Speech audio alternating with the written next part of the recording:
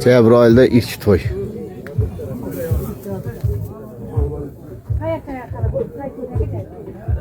Güzel günü bundan en azı bir 10. güzel.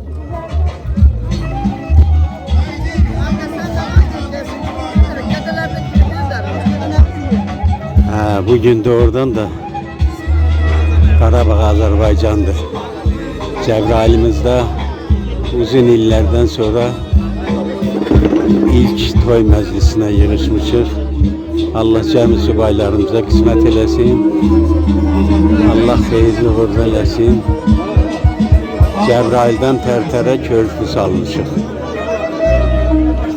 İnşallah El-oba hamısı bütün gençlerimiz Allah sevince boğulub bugün. Allah bir daha cəmi subaylarımıza qismət eləsin.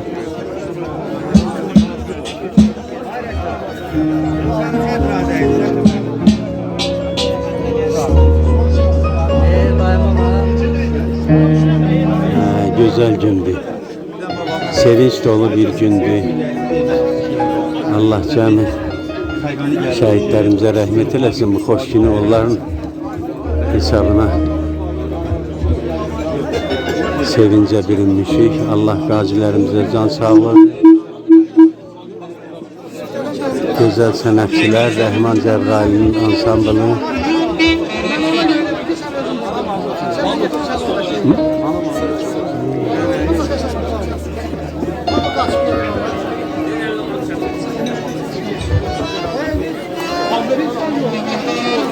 Allah xoşbaxt eləsin.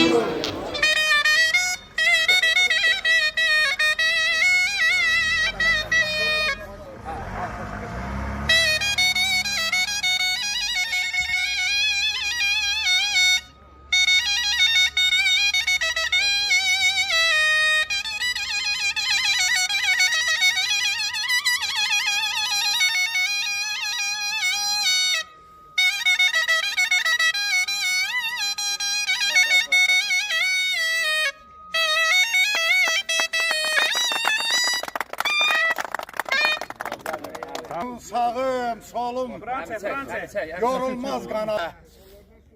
Sevimli ansambl ile şair gözün aydın Cebrail'dasan. Şair gözün aydın ana doğma vətəndə Cebrail'dasan. Sağ olun. Allah sizler var olsun. Hem şehrimizde obamızda inşallah. Amin. Güzel toylarda. Sağ olun. Allah sen var olsun. Teşekkür. Sağ ol. Allah sen var olsun. Sağ ol. Sağ ol.